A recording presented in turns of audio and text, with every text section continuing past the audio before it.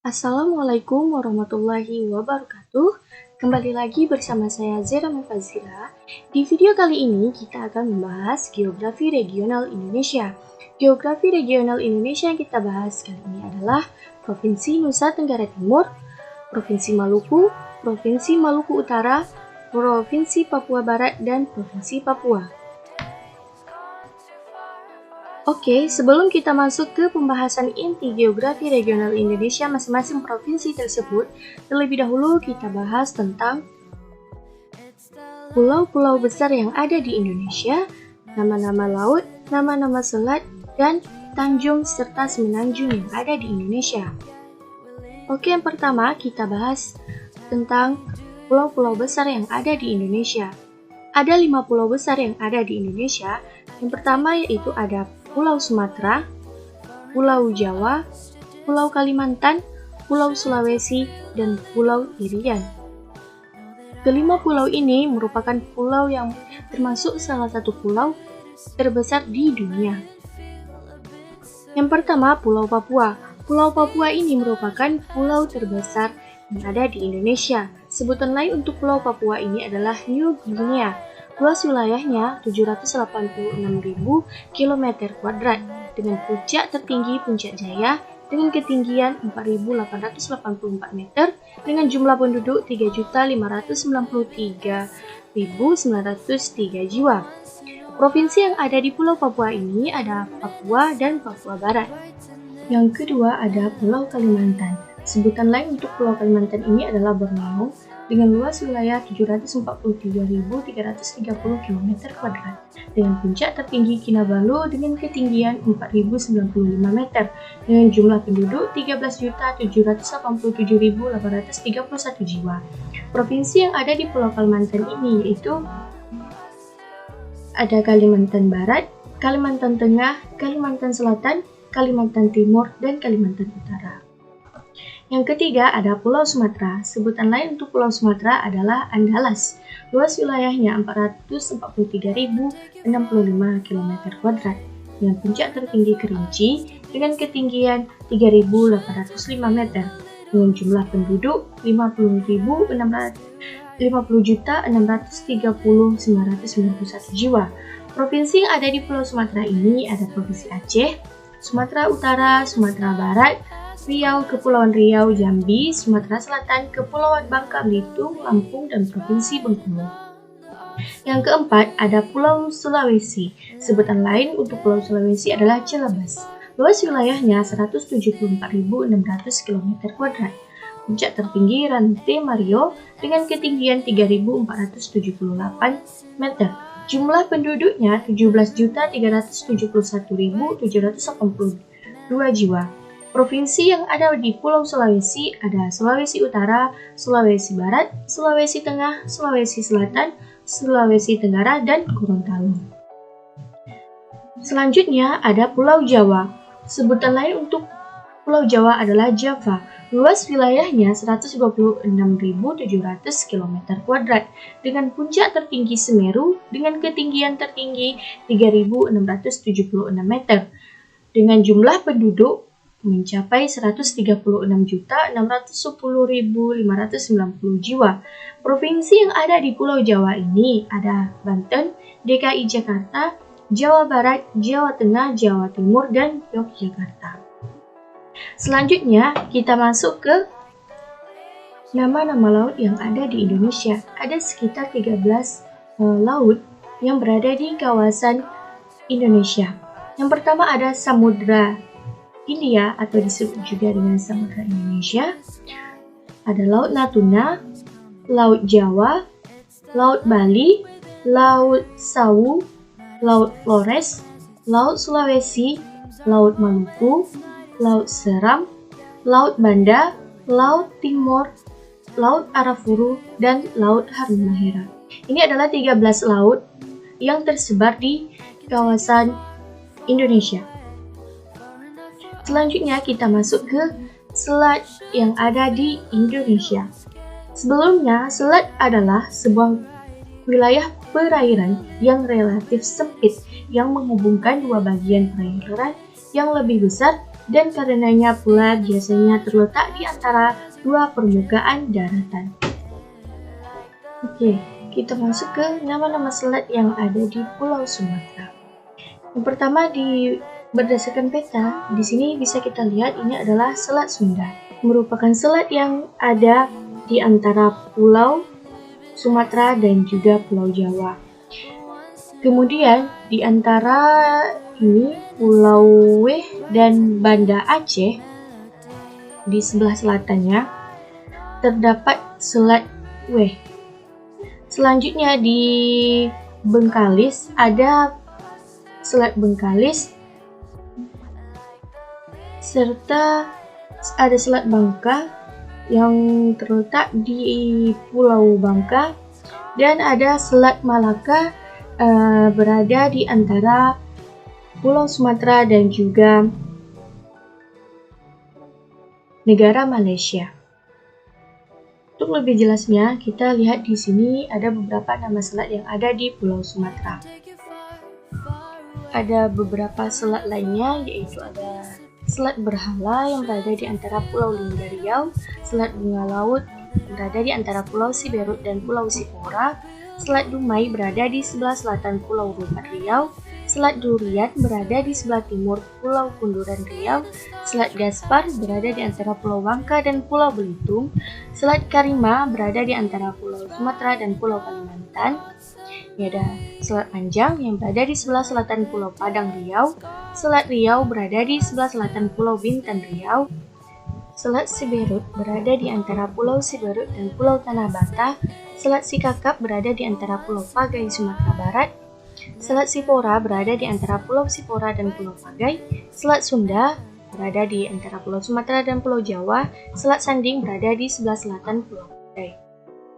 Selanjutnya kita masuk ke nama-nama selat yang ada di Pulau Jawa.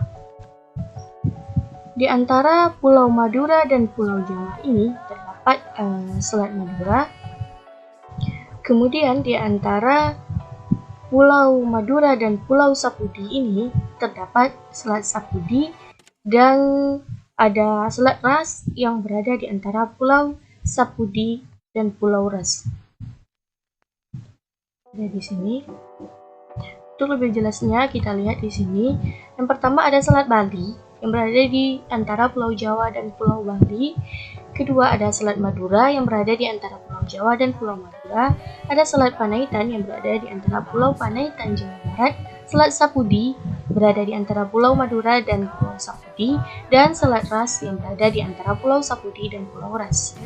Oke, selanjutnya kita masuk ke selat yang ada di Pulau Kalimantan.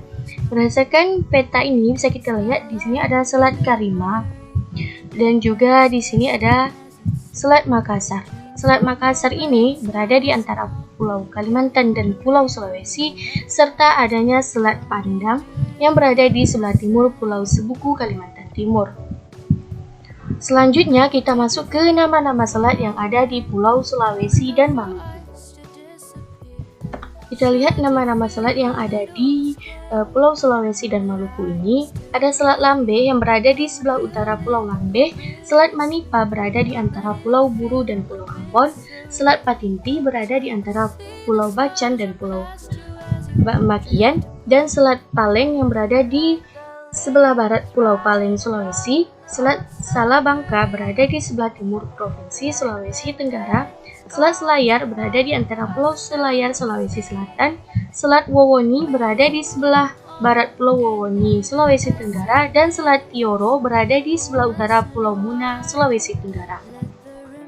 Selanjutnya kita masuk ke selat yang ada di Pulau Bali dan Nusa Tenggara. Yang pertama kita lihat di sini ada Selat Bali. Selat Bali ini berada di antara Pulau Bali dan Pulau Jawa. Kemudian di sini ada Selat Lombok. Selat Lombok ini berada di antara Pulau Bali dan Pulau Lombok. Kemudian di sini ada Selat Alas. Selat Alas ini berada di antara Pulau Lombok dan juga Pulau Sumbawa. Kemudian ada juga di sini Selat Sapo yang berada di dekat Pulau Komodo. Oke, lebih jelasnya kita lihat di sini ada beberapa selat lainnya.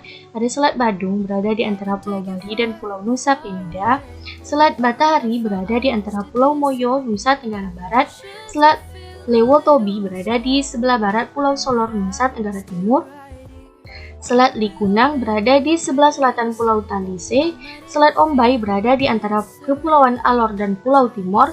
Selat Linta berada di antara Pulau Rinca dan Pulau Komodo. Selat Lombok, Selat Pantar berada di antara Pulau Pantar dan Pulau Alor.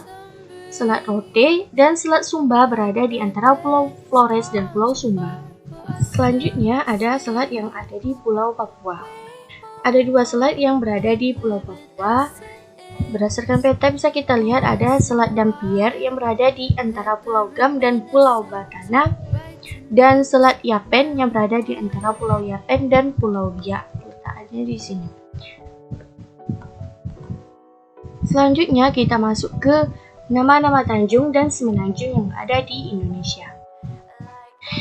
Ini adalah 10 tanjung yang terkenal di Indonesia.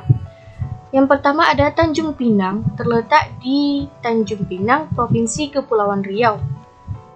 Yang kedua ada Tanjung Tiayu, terletak di Batam, Provinsi Kepulauan Riau.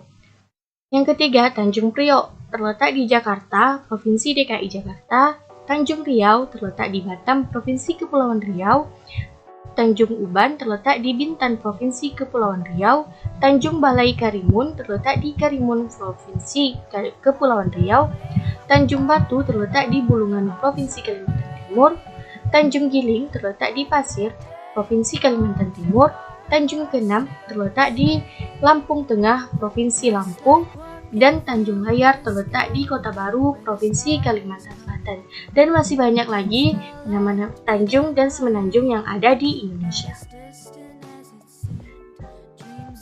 Selanjutnya, kita masuk ke geografi regional Indonesia Provinsi Nusa Tenggara Timur. Yang pertama, kita bahas tentang juga batas administrasi dan juga pusat pemerintahannya atau ibu kotanya. Untuk sebelah utara, Provinsi Nusa Tenggara Timur ini berbatasan dengan Laut Flores. Sebelah selatan berbatasan dengan Samudra Hindia.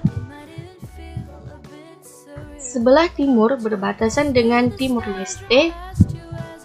Dan sebelah barat berbatasan dengan Provinsi Nusa Tenggara Barat. Ibu kota dari Provinsi Nusa Tenggara Timur ini adalah Kabupaten Kupang. Di sini juga merupakan pusat pemerintahannya. Selanjutnya, batas-batas provinsi dan juga pusat pemerintahan atau ibu kota dari Provinsi Maluku Utara. Di sebelah utara berbatasan dengan Samudra Pasifik. Sebelah selatan berbatasan dengan Laut Seram. Sebelah barat berbatasan dengan Laut Maluku, dan sebelah timur berbatasan dengan Laut Halus. Ibu kota dari Provinsi Maluku Utara ini adalah Sofifi. Sofifi ini adalah ibu kota atau pusat pemerintahan dari Provinsi Maluku Utara. Selanjutnya kita masuk ke geografi regional Provinsi Maluku. Untuk batas-batas wilayahnya atau batas-batas masing provinsi, sebelah utara itu berbatasan dengan Laut Seram, sebelah selatan berbatasan dengan Laut Arafuru dan Samud Lautan Indonesia, sebelah timur berbatasan dengan Pulau Irian, dan sebelah barat berbatasan dengan Pulau Sulawesi. Ibu kota atau pusat pemerintahan dari Provinsi Maluku adalah Kota Ambon. Selanjutnya, kita masuk ke Provinsi Papua Barat. Batas-batas masing provinsinya yaitu untuk sebelah utara berbatasan dengan Samudra Pasifik, sebelah timur berbatasan dengan Provinsi Papua, sebelah selatan berbatasan dengan Laut Banda, dan sebelah baratnya berbatasan dengan Kepulauan Maluku. Ibu kota dari Provinsi Papua Barat ini adalah Manokwari, yang juga sebagai pusat pemerintahan dari Provinsi Papua Barat. Selanjutnya, Provinsi Papua. Di sebelah utara Provinsi Papua berbatasan dengan Samudra Pasifik, sebelah selatan berbatasan dengan Samudra Hindia dan Laut Arafuru, dan di sebelah barat berbatasan dengan Provinsi Papua Barat dan Maluku. Ibu kota atau pusat pemerintahan dari Provinsi Papua adalah Jayapura. Selanjutnya kita masuk ke kegiatan perekonomian. Yang pertama, kegiatan perekonomian Nusa Tenggara Timur. Yang pertama, hasil pertanian. Untuk kegiatan pertanian dan hasil pertanian di Nusa Tenggara Timur cukup melimpah. Yang pertama ada padi, jagung, kamboja kupang, cabai rawit, sayur horti, kopi flores, jamur meteflotim, bawang merah, cabai merah besar, cengkeh, kakao, dan jeruk. Dan masih banyak lagi hasil-hasil pertanian yang diperoleh dari Nusa Tenggara Timur. Selanjutnya, hasil industri. Ada 3 kegiatan dan hasil industri terbesar yang ada di Provinsi Nusa Tenggara Timur. Yang pertama ada industri garam, industri gula, dan industri tenun ikan. Industri garam yang ada di Provinsi Nusa Tenggara Timur ini secara keseluruhan potensi lahan tambang garam di NTT mencapai 60.000 hektar dan paling sedikit 21.000 hektar dapat direalisasikan dalam waktu 2-3 tahun ke depan. Dari lahan seluas 21.000 hektar tersebut, produksi garam akan mencapai 2,6 juta ton per tahun. Yang kedua ada pabrik atau industri gula. Industri gula yang ada di Muria Sumba ini menggunakan teknologi fully automatic control yang dilengkapi dengan unit dekolorisasi sehingga diharapkan produk yang dihasilkan dapat masuk ke pasar B2B untuk gula industri. Yang ketiga ada industri tenun ikat. Industri tenun ikat yang ada di Nusa Tenggara Timur ini masih tergolong kecil. Kerajinan tenun ikat di Nusa Tenggara Timur membuat para perempuan penenun mampu membantu perekonomian rumah tangga. Jika kerajinan masyarakat lokal NTT ini bisa berkembang, maka akan mampu meningkatkan perekonomian masyarakat lokal. Selanjutnya, ada hasil tambang yang berada di Provinsi Nusa Tenggara Timur. Ada 2 hasil tambang yang terkenal di Nusa Tenggara Timur. Yang pertama adalah mangan dan batu kapur. Selanjutnya, untuk kegiatan perdagangan. Untuk kegiatan perdagangan yang ada di Nusa Tenggara Timur, kegiatan dagang tersebut berupa hasil dari kegiatan hasil pertanian dan juga industri maupun tambang yang diekspor ke daerah-daerah Indonesia maupun ke luar negeri. Selanjutnya,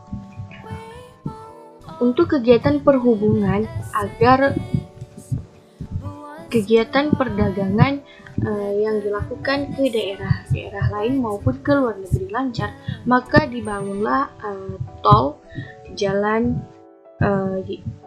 yang kedua ada bendungan dan juga irigasi. Selanjutnya, kegiatan perekonomian Maluku Utara.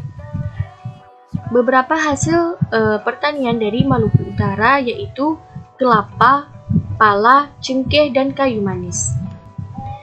Dan masih banyak lagi hasil-hasil pertanian, terutama rempah-rempah yang dihasilkan dari petani yang ada di Maluku Utara maupun Provinsi Maluku. Selanjutnya ada hasil industri. Oke, sebelumnya pala yang ada di Maluku Utara ini merupakan rempah yang sudah masuk mendunia sejak abad ke-19. Artinya kualitas pala yang ada di Maluku Utara ini tidak diragukan lagi. Selanjutnya ada hasil industri. Yang pertama ada minyak siri. Minyak siri ini merupakan hasil olahan dari cengkeh dan juga kayu manis, padi yang nantinya akan diolah menjadi beras, jagung, kedelai yang akan diolah menjadi tahu, tempe, dan lain-lain sebagainya. Kemudian ada industri baterai mesin mobil. Industri ini masih dalam tahap perancangan. Selanjutnya, hasil tambang yang ada di Maluku Utara. Ada beberapa hasil tambang yang ada di Maluku Utara. Yang pertama ada nikel, tembaga, uranium, batu bara, aluminium, magnesit, pasir besi, emas, dan perak. Wilayah Kepulauan Maluku merupakan penyumbang terbesar pertambangan nikel di Indonesia dengan cadangan nikel sebanyak 93% dan tembaga sebanyak 92,48% dari total nasional. Meski nikel dan tembaga merupakan sumber daya yang cukup potensial di wilayah ini, namun belum memiliki hasil produksi yang bernilai tambah dan berdaya saing tinggi. Selanjutnya, untuk kegiatan perdagangan. Kegiatan perdagangan ini berupa hasil-hasil dari pertanian, industri, dan juga pertambangan, baik masih berupa bahan mentah maupun yang telah jadi yang diekspor ke luar negeri maupun yang diperjualkan untuk di daerah-daerah Indonesia lainnya. Dan kegiatan perhubungan untuk memperlancar kegiatan perdagangan, maka dibangunlah tol-tol seperti tol darat, tol laut, dan juga bandar udara. Semua jalur transportasi ini dapat mempermudah dan mempercepat ekspansi ekonomi sehingga pemulihan dan peningkatan ekonomi dapat dicapai. Jalur laut, tol laut yang memberikan kemudahan ketersediaan pengiriman dan disparitas harga barang kebutuhan yang lebih terjangkau oleh masyarakat. Dan kapal-kapal penghubung antar daerah pulau yang mengangkut berbagai produk industri dan hasil-hasil produk pertanian dan perikanan. Sementara untuk jalur udara, pemerintah juga akan melakukan pengerjaan revitalisasi bandar udara seperti Bandar Udara Sultan Babullah, dan baru-baru ini juga menyaksikan peresmian terminal baru Bandar Kuabang oleh Presiden Republik Indonesia. Selanjutnya, kegiatan perekonomian Maluku. Hampir sama dengan Maluku Utara, beberapa hasil pertanian dari kegiatan pertanian di Maluku Utara adalah ada pala, cengkeh, kelapa, kakao, kayu hitam, kayu meranti, kayu putih, kayu cendana, dan kayu jati. Dan masih banyak lagi hasil-hasil pertanian yang diperoleh dari Kepulauan Maluku, baik itu Maluku Utara maupun Maluku. Selanjutnya, kegiatan dan hasil industri. Ada industri kelapa. Industri kelapa ini nantinya akan diolah menjadi sabut, arang terapung, dan gula kelapa. Yang kedua ada industri minyak asiri yang berbasis komoditas cengkeh dan pala. Yang ketiga ada industri pangan yang berbasis komoditas kelapa, pala, dan kakao. Ada juga industri kimia, industri farmasi, dan industri kosmetik. Selanjutnya hasil tambang yang diperoleh dari Provinsi Maluku. Banyak hasil tambang yang diperoleh dari Provinsi Maluku. Di antaranya ada emas, minyak bumi, nikel, mangan, tembaga, belerang, pasir kuarsa, batu kapur, dan batu apung. Selanjutnya, untuk kegiatan perdagangan, sama pada provinsi sebelumnya, kegiatan perdagangan ini berupa hasil-hasil dari pertanian, industri, dan pertambangan, baik masih berupa bahan mentah maupun yang telah jadi yang diekspor ke berbagai wilayah di Indonesia maupun ke luar negeri. Untuk kegiatan perhubungan, sama dengan Maluku Utara, untuk mempelancar kegiatan perdagangannya, maka dibangunlah tol darat, tol laut, dan juga bandar udara. Selanjutnya, kegiatan perekonomian Papua. Seperti yang kita ketahui, Papua ini sangat kaya akan hasil alamnya. Selain wilayahnya yang indah, hasil alamnya juga melimpah. Di antaranya ada padi, jagung, kedelai, kacang hijau, kacang tanah, ubi kayu, ubi jalar, matoa, jeruk, mangga, rambutan, dan pisang barangan. Ada juga cabai, buah merah, dan anggrek spesies. Selanjutnya, untuk kegiatan dan hasil industri berupa ada pengolahan tahu tempe, pengolahan sagu, pembuatan keripik, dan penggilingan padi. Selanjutnya hasil tambang. Hasil tambang yang ada di Provinsi Papua ada tambang batu bara, emas, besi, batu kapur, pasir kualin, marmer, minyak bumi, dan aluminium. Selanjutnya kegiatan perdagangan. Untuk kegiatan perdagangan berupa hasil-hasil dari pertanian, industri, dan pertambangan, baik masih berupa bahan mentah maupun yang telah jadi yang diekspor ke berbagai wilayah di Indonesia maupun ke luar negeri. Untuk kegiatan perhubungannya, ada beberapa rencana pemerintah. Yang pertama ada Jalan Trans Papua yang akan dibangun untuk mempermudah akses kita menuju Papua ataupun Papua menuju ke daerah lainnya. Kemudian ada Jembatan Merah dan Tol Udara. Selanjutnya, kegiatan perekonomian Papua Barat. Hampir sama dengan Provinsi Papua, ada beberapa hasil pertanian di Papua Barat, yaitu ada biji kernel sawit, minyak sawit mentah, pala, sagu, buah merah, sarang semut. Untuk kegiatan dan hasil industrinya berupa hasil industri minyak dan gas bumi, pabrik pupuk, pabrik petrokimia, dan pabrik perikanan. Industri migas maupun non-migas yang ada di Provinsi Papua Barat. Semua biasanya terpusat di Sorong, Kabupaten Sorong, yang terdapat berbagai perusahaan minyak dan gas bumi. Sedangkan di Kota Sorong terdapat berbagai perusahaan perikanan laut, dan Kabupaten Sorong Selatan terdapat perusahaan industri sagu terbesar di Papua.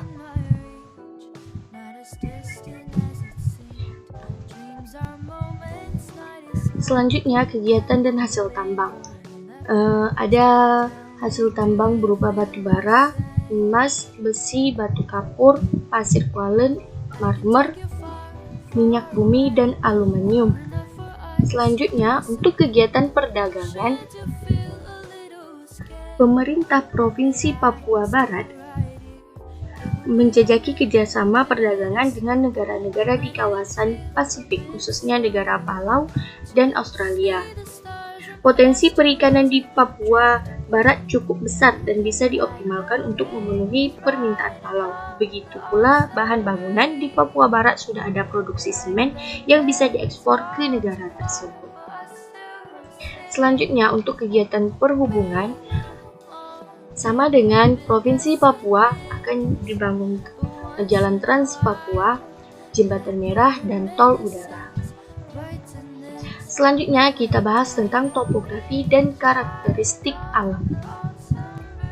Yang pertama itu nama-nama sungai yang ada di Provinsi Nusa Tenggara Timur. Yang pertama ada Sungai Aisase, Sungai Benanin, Luku Kadahang, Luku Kadumbul, Sungai Kambaniru, Sungai Nol Besi, Sungai Nol Mina, dan Sungai Wanokaka. Selanjutnya, nama-nama gunung yang ada di Nusa Tenggara Timur. Pada peta gunung ini bisa kita lihat ada banyak sekali gunung yang ada di Nusa Tenggara Timur. Di sini ada Gunung Ara, Gunung Doroora, Gunung Beliling, Gunung Poco, Gunung Poco Likang, Gunung Curu, Gunung Roko Tente, Gunung Iya, Gunung Meles, Gunung Wanggameti, dan masih banyak gunung-gunung lainnya yang ada di Provinsi Nusa Tenggara Timur. Selanjutnya, danau yang ada di Provinsi Nusa Tenggara Timur. Ada 5 danau yang sangat terkenal di Nusa Tenggara Timur. Yang pertama ada Danau Ranames, Danau Sanonggoan, Danau Kelimutu, Danau Nirwana, dan Danau Wekuri. Dan masih banyak lagi danau-danau indah lainnya yang berada di Provinsi Nusa Tenggara Timur. Selanjutnya, ikon dan semboyan Nusa Tenggara Timur. Ini adalah ikon dari Nusa Tenggara Timur. Ini merupakan bangunan kantor Gubernur Nusa Tenggara Timur yang dirancang mirip Sasando. Ikon Provinsi Nusa Tenggara Timur ini beribu kotakan di Kupang. Semboyan dari Nusa Tenggara Timur adalah NTT Bangkit, NTT Sejahtera. Selanjutnya, topografi dan karakteristik alam Maluku Utara. Pertama, ada nama-nama sungai yang ada di Maluku Utara. Ada Sungai Kobe, Sungai Wairoro. Yang ini adalah Sungai Oboy, Sungai Mitra, Sungai Katana, dan Sungai Oboy. Yang pertama, ada nama-nama sungai yang ada di Maluku Utara. Pertama ada Sungai Kobe, Sungai Wairoro, Sungai Dua, Sungai Mitra, Sungai Katana, dan Sungai Oboy. Dan masih banyak lagi sungai-sungai lainnya yang ada di Maluku Utara. Selanjutnya, nama-nama gunung yang ada di Maluku Utara. Di sini ada Gunung Sabatai, Gunung Doworo, Gunung Ruko, Gunung Dukono, Gunung Tobaru, Gunung Ibu, Gunung Gamko Nora, Gunung Todopuranu, Gunung Jailolo, Gunung Hiri, Gunung Idamneh, Gunung Saria, dan masih banyak gunung-gunung lainnya yang ada di Maluku Utara. Dan bisa kita lihat pada peta gunung di Provinsi Maluku Utara ini. Selanjutnya, ada danau yang terkenal di Maluku Utara. Pertama ada Danau Galela, Danau Sagea, Danau Talagalina, dan Danau Tolire. Dan masih banyak lagi danau lainnya yang sangat indah yang berada di Provinsi Maluku Utara. Ikon dan semboyan Maluku Utara ini adalah ikon dari Maluku Utara, yaitu Museum Kedaton Sultan Ternate. Semboyan dari Maluku Utara adalah Marimoy Ngonye Futur, yang artinya bersatu kita teguh. Selanjutnya, topografi dan karakteristik alam Provinsi Maluku.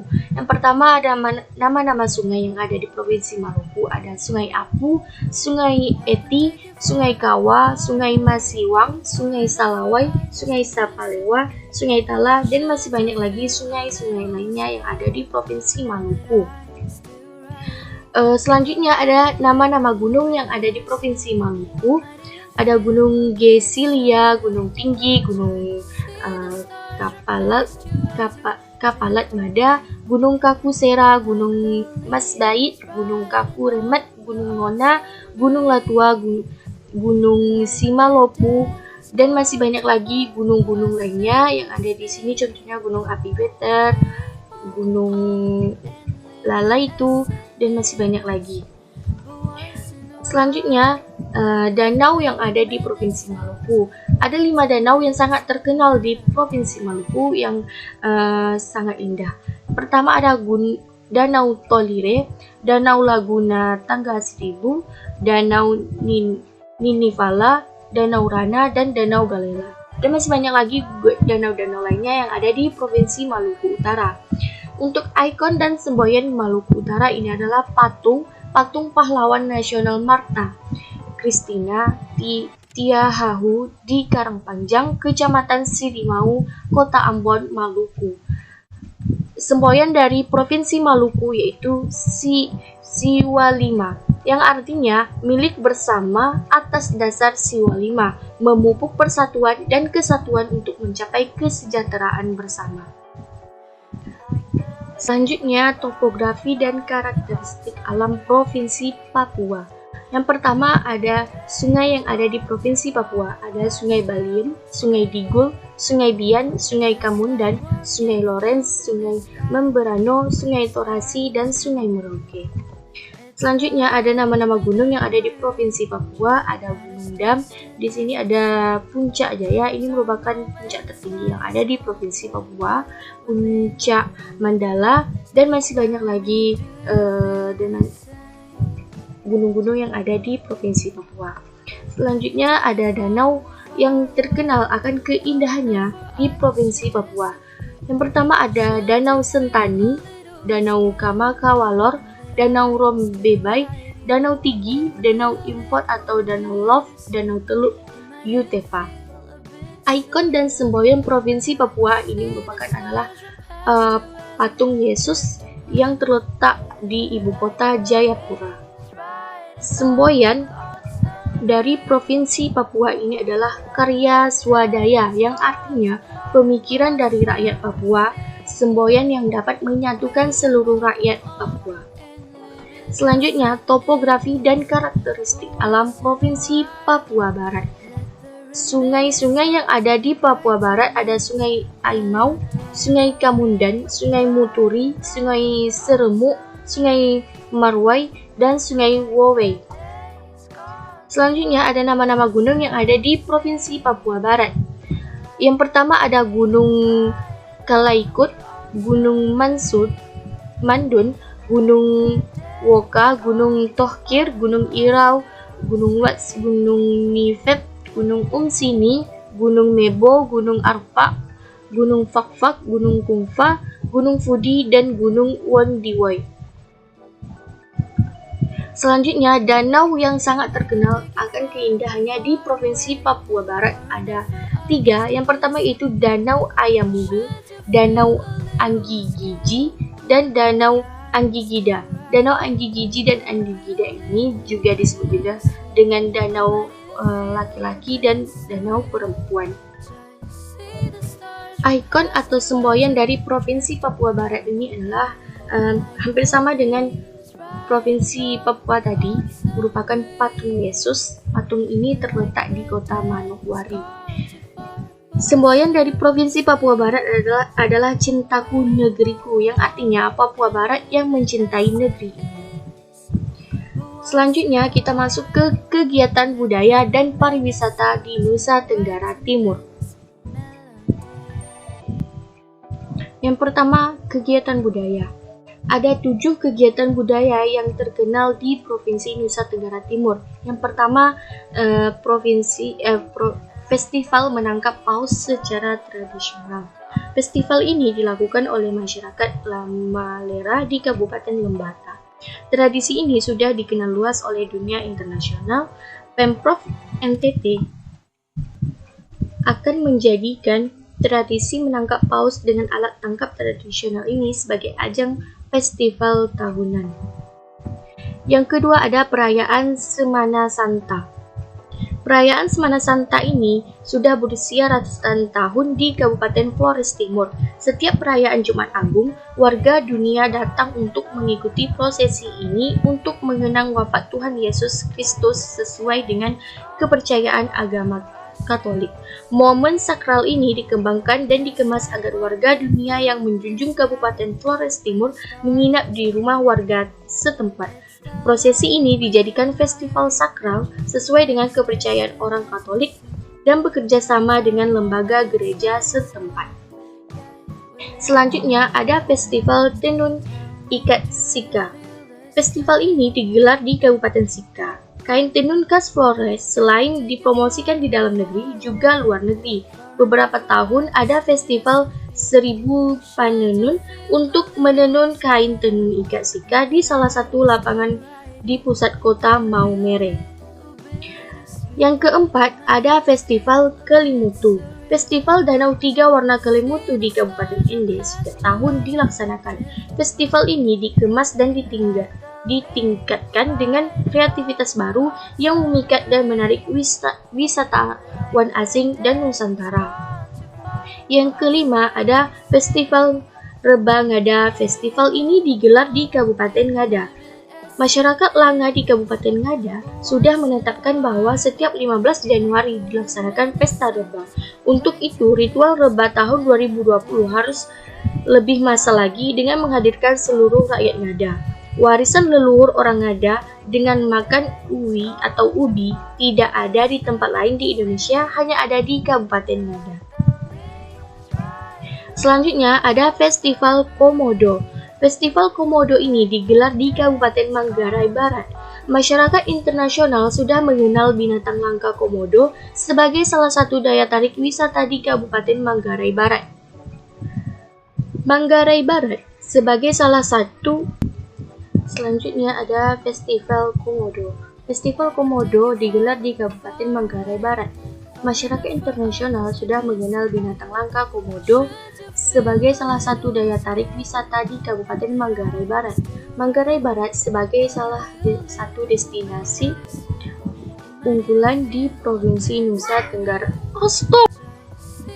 Selanjutnya Festival Komodo. Festival Komodo digelar di Kabupaten Manggarai Barat.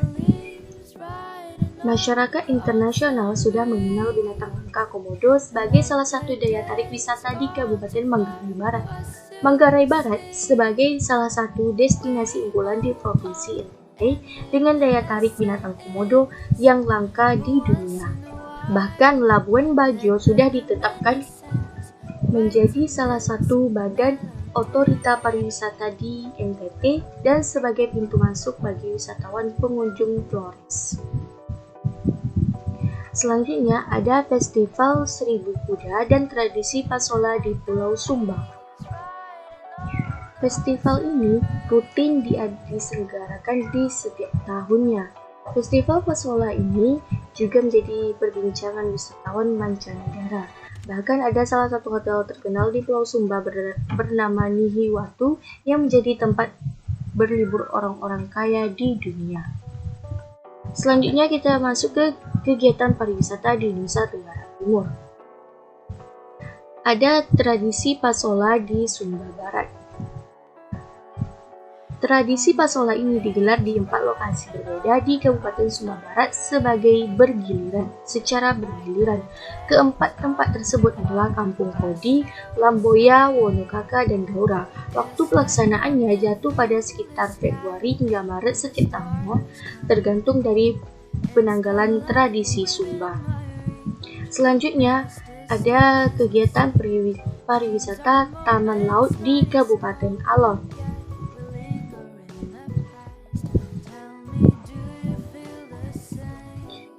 Yang ketiga ada Selancar Nembrana.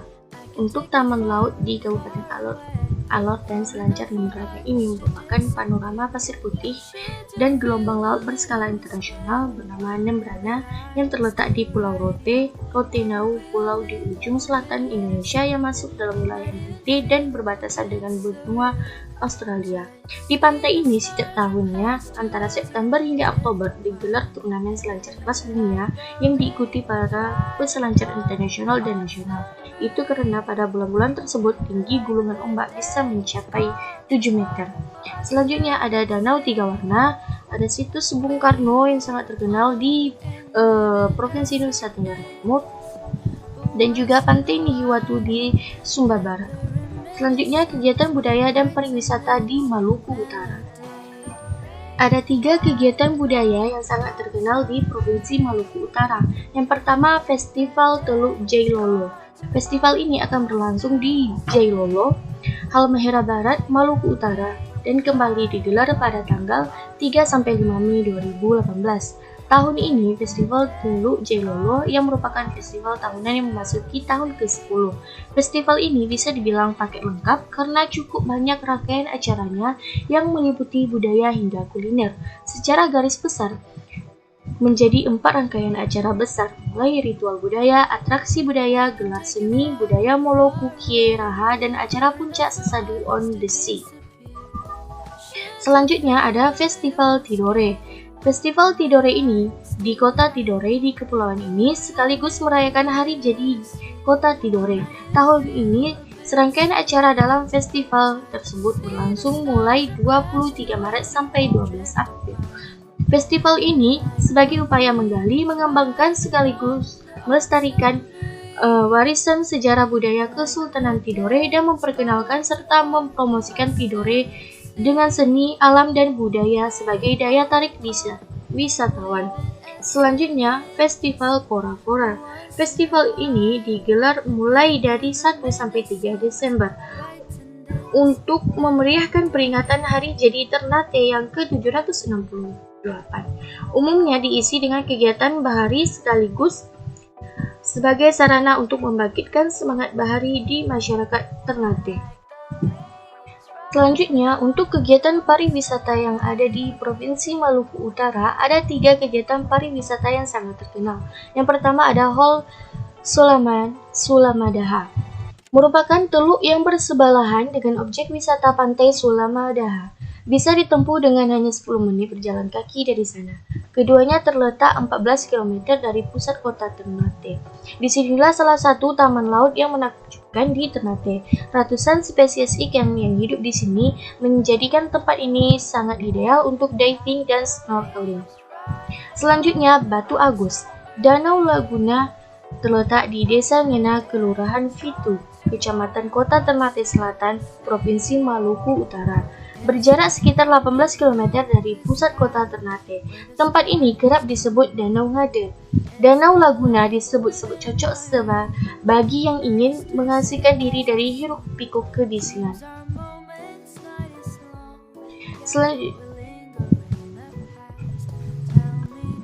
Selanjutnya ada Batu Agus. Wisata ini merupakan perbukitan yang berada di Jalan Batu Angus, Tobololo, Kota Ternate, Maluku Utara. Uniknya, dataran tinggi ini terbangun dari kumpulan bebatuan dari lahan panas Gunung Gamalama yang meletus pada tahun 1673. Selanjutnya ada Danau Laguna. Danau Laguna terletak di Desa Ngade, Kelurahan Fitu, Kecamatan Kota Ternate Selatan, Provinsi Maluku Utara. Berjarak sekitar 18 km dari pusat kota Ternate. Tempat ini kerap disebut sebagai Danau Ngade. Danau Laguna disebut-sebut cocok bagi ingin yang mengasingkan diri dari hiruk-pikuk kebisingan. Selanjutnya, kegiatan budaya dan pariwisata di Maluku. Ada banyak sekali kegiatan budaya dan pariwisata yang ada di Maluku. Yang pertama, kegiatan budaya. Yang pertama ada aturan adat Sasi. Sasi adalah sebuah adat khusus yang berlaku di hampir seluruh provinsi Maluku seperti Halmahera, Ternate, Buru, Seram, Ambon, dan pulau-pulau lainnya. Budaya ini juga berlaku bagi banyak daerah di tanah Papua. Namun di beberapa daerah lain, budaya Sasi ini memiliki nama lain seperti Yot di K besar dan Yutut di K kecil. Di desa-desa pesisir Papua, budaya ini dianggap sebagai cara pengolahan sumber daya alam. Selanjutnya, Obor Patimura. Tanggal 15 Mei adalah hari di mana seorang pahlawan Maluku, Thomas Patimura, melakukan perlawanan dan mengusir penjajahan dari tanah Maluku. Sehingga di hari ini kemudian dikenal sebagai Hari Patimura yang diperingati sebagai tanggal 15 Mei. Selanjutnya ada tradisi Pataheri. Sebenarnya ada dua ritual yang dianggap tak lazim yang dilakukan oleh suku Naulu ini, yaitu tradisi mengasingkan wanita yang sedang haid dan melahirkan, serta tradisi pemenggalan kepala manusia sebagai persembahan. Pataheri adalah ritual yang diberlakukan untuk seorang anak laki-laki yang telah tumbuh dewasa. Dalam tradisi suku Naulu, seorang laki-laki yang telah beranjak dewasa harus mengenakan ikat kepala berwarna merah yang terbuat dari kain berang. Selanjutnya ada tradisi maha kehamilan suku Naulu. Selain Pataheri, kita singgung pada poin sebelumnya, salah satu bentuk tradisi yang mungkin dianggap aneh bagi kebanyakan orang yang dilakukan oleh masyarakat suku Naulu adalah pengasingan wanita hamil. Itulah salah satu tradisi masyarakat Naulu yang mendiami pedalaman Pulau Seram, Maluku.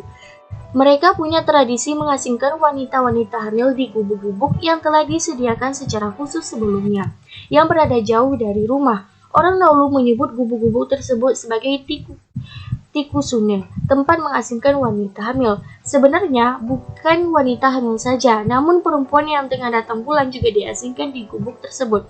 Wanita-wanita yang hamil tersebut akan diantarkan oleh keluarga ke gubuk tikusune yang telah disediakan untuk menjalani tradisi yang telah lama bercokol di lingkungan masyarakat itu.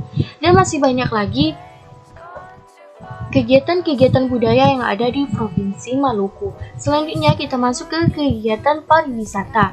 Yang pertama untuk wisata sejarah. Selain ibu kota provinsi, Ambon juga merupakan pusat peninggalan sejarah di Maluku. Di kota ini terdapat bekas benteng penjajahan VOC di zaman penjajahan. Ada juga momen perang Anzac yang didirikan sebagai lokasi peringatan atas gugurnya tentara sekutu saat Perang Dunia II. Dan masih banyak lagi di kota Ambon ini wisata-wisata sejarah lainnya. Selanjutnya, untuk wisata alam,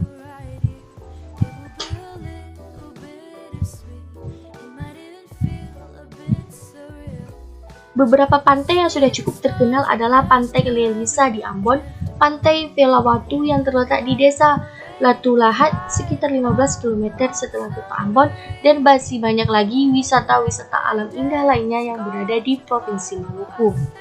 Selanjutnya, wisata bahari. Tidak hanya pantai cantik yang dimiliki oleh Provinsi Maluku, tapi juga alam bawah laut yang menakjubkan. Maluku telah lama menjadi tempat favorit bagi penyelam, baik domestik maupun internasional. Salah satu tempat yang paling terkenal untuk melakukan aktivitas ini adalah di Kepulauan Banda, Maluku Tengah. Selanjutnya ada wisata seni dan budaya. Maluku tak hanya kaya akan peninggalan bersejarah, tapi juga kaya akan seni dan budaya. Di sini kita banyak bisa menemukan jenis tarian, baik tarian asli atau sudah bercampur dengan budaya Portugis di masa penjajahan. Selanjutnya ada wisata kuliner. Ada banyak sekali wisata kuliner yang bisa kita nikmati di Provinsi Maluku ini. Di antaranya ada ikan asar sambal colo-colo, nasi uduk khas Ambon, dan masih banyak lagi wisata kuliner lainnya. Selanjutnya kita masuk ke kegiatan budaya dan pariwisata di Papua. Yang pertama, ada kegiatan budaya. Ada banyak sekali kegiatan budaya yang ada di Provinsi Papua. Untuk kali ini kita bahas ada 5 kegiatan budaya yang ada di Provinsi Papua. Yang pertama ada Pesta Bakar Batu. Adalah sebuah tradisi penting di tanah Papua berupa ritual memasak bersama dengan warga satu kampung. Tradisi ini disebut bakar batu karena prosesinya yang benar-benar membakar batu hingga panas membara lalu ditumpuk di atas makanan yang akan dimasak. Bagi masyarakat Papua, tradisi bakar batu ini biasa dilakukan untuk berbagai tujuan seperti ungkapan rasa syukur, ajang silaturahmi dengan sanak saudara dan kerabat, menyambut kebahagiaan hingga untuk mengumpulkan prajurit untuk berperang. Yang kedua ada upacara war. Suku Biak merupakan salah satu suku dari ratusan suku adat yang tersebar di berbagai daerah di Papua. Masyarakat suku Biak lebih dikenal masih memegang tradisi adat istiadat yang kuat sebagai upaya mempertahankan warisan nenek moyang secara turun-menurun. Salah satu tradisi yang masih melekat adalah tradisi orang Biak adalah war, yang dapat diartikan sebagai upacara adat yang berhubungan dengan kehidupan religi suku Biak. Segala aspek kehidupan sosial masyarakat suku Biak seringkali diwarnai dengan war atau upacara adat. Selanjutnya ada upacara perkawinan suku Biak. Dalam masyarakat suku Biak ada 2 macam cara untuk melamar seorang calon pengantin. Pertama adalah senempen atau perjodohan, yaitu proses lamaran yang dilakukan oleh kedua pihak orang tua untuk calon pengantin sejak masih kanak-kanak. Kedua, fakfukan, yaitu proses lamaran yang dilakukan oleh calon pengantin setelah menginjak usia di atas 15 tahun. Pihak laki-laki akan mendatangi pihak perempuan dalam proses lamaran secara resmi. Dalam pidangan tersebut, pihak laki-laki akan membawa sebuah kaken, kalung atau gelang yang terbuat dari manik-manik sebagai simbol perkenalan.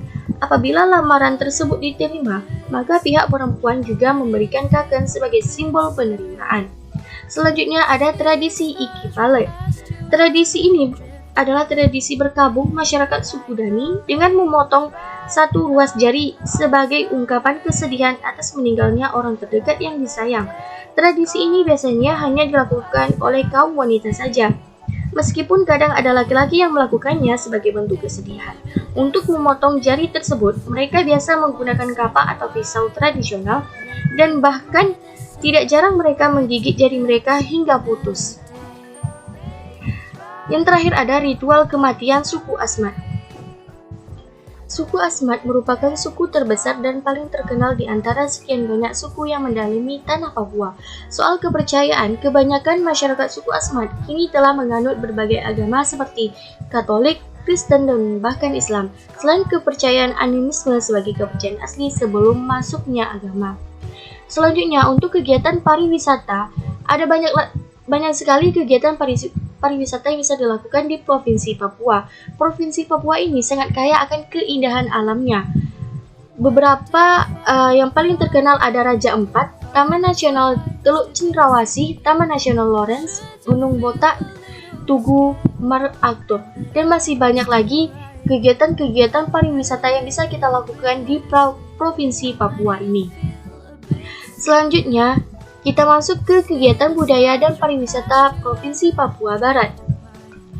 Untuk kegiatan budaya, yang paling terkenal ada dua, yaitu Festival Wondama dan Festival Seni Budaya Papua Barat di Manokwari.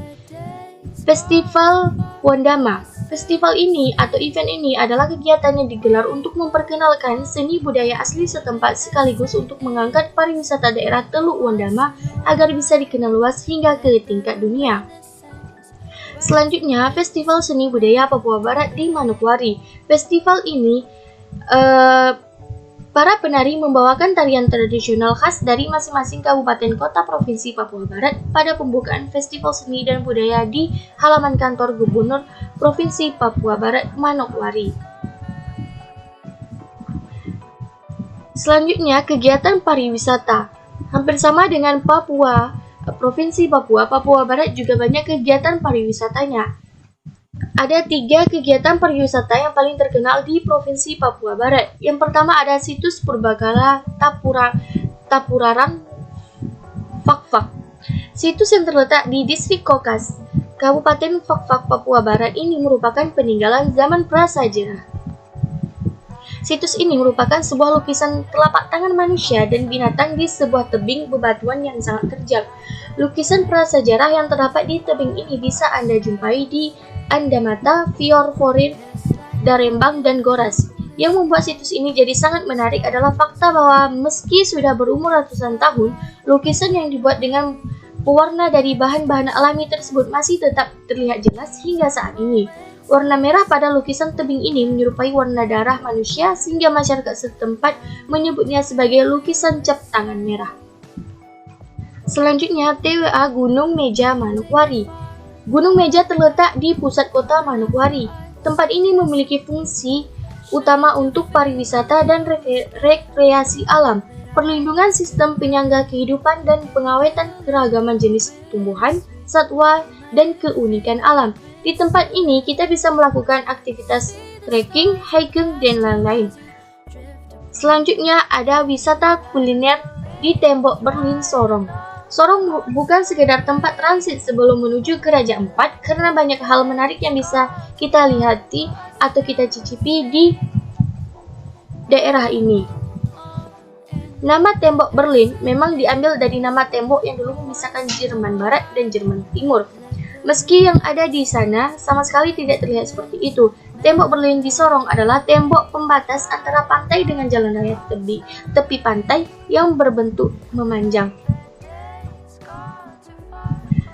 Demikianlah geografi regional yang kita bahas kali ini, yaitu Provinsi Nusa Tenggara Timur, Maluku Utara, Maluku, Papua Barat, dan Papua. Semoga bermanfaat. Jika ada yang salah, saya mohon maaf. Wassalamualaikum warahmatullahi wabarakatuh.